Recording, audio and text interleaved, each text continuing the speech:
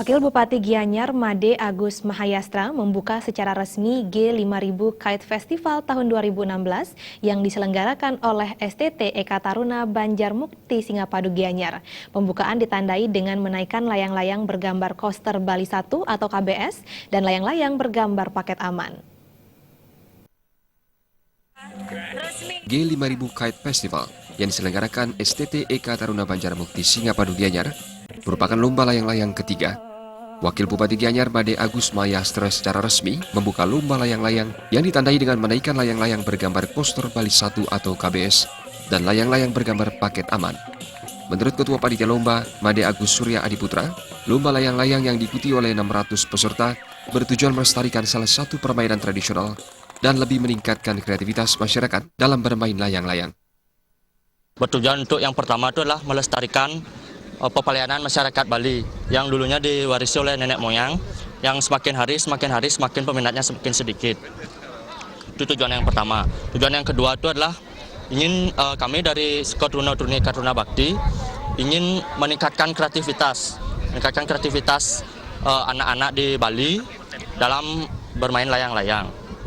Sementara Wakil Bupati Agus Mahayastra sangat mengapresiasi kegiatan lomba layang-layang tersebut. Penyelenggaraan G5000 Kite Festival ketiga ini telah menunjukkan kesiapan panitia dalam pelaksanaan kegiatan lomba layang-layang.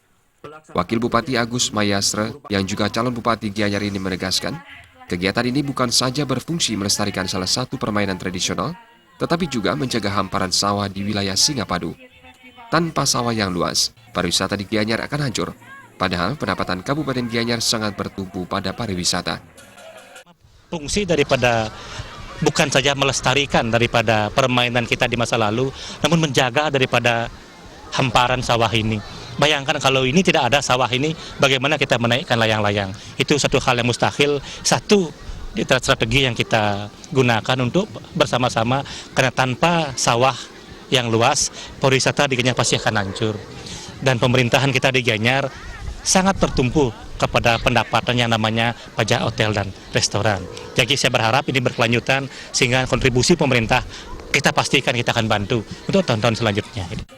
Mahayastra menambahkan, perkembangan permainan layang-layang dari tahun ke tahun sangat pesat. Hal ini ditunjukkan dengan semakin banyaknya kelompok pencinta layang-layang dan semakin berkembangnya kreasi dan inovasi layang-layang. Selain memberi nilai positif terhadap perkembangan pariwisata Gianyar, kegiatan ini sekaligus menjadi wadah bagi kelompok pencinta layang-layang untuk menyalurkan kreativitas.